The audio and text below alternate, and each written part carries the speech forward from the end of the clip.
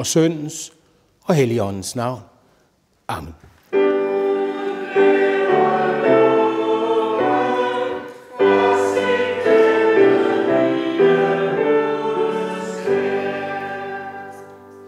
Og i dag bliver så kirken endnu mere skøn med vores nye prædikestol.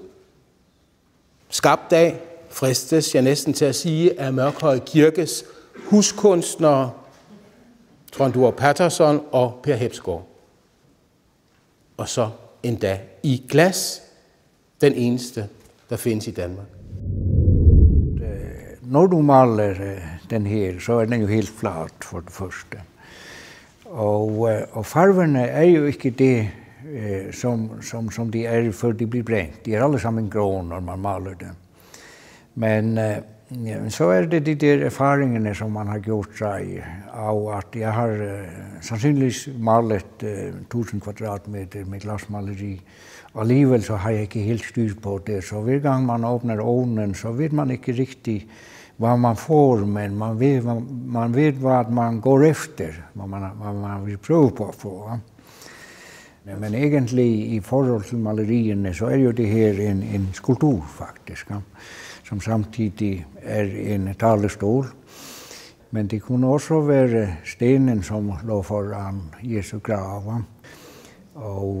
Og man vil hele tiden fornemme den personen på en anden måde, som står inde i den. Altså man bliver ikke så isoleret, når man står inde i det her glasset. Man er sandsynligvis en del af selve menigheden.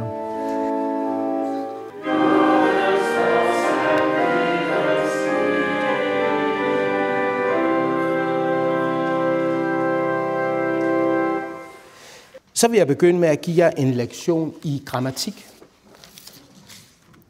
I vores nuværende udgave af fadervor er ordet forlader oversat fra græsk med en almindelig nutid, præsens. Den græske grammatik, den er stor, og den er omfattende, og har tider, der slet ikke findes på dansk. Og det er meget problematisk, at selve kernebønnen giver besvær og volder vanskeligheder. For så forsvinder jo noget meget væsentligt ved fadervor, nemlig det, at bønnen er enkel, forståelig og nærværende. Og så har vi så lavet sådan en lang stang, at vi kan sætte ind, og så hjulene sidder bagpå, tror jeg, ikke? Og det er noget med 3 batterier, ikke? Ja. Og nu behøver den jo ikke at låses fast, så den flytter sig nu. Nu står den, og den står. Den står. Ja. Herren velsigne dig og bevare dig. Herren lad sit ansigt lyse over dig og være dig nådig. Herren løfte sit åsyn på dig og give dig fred.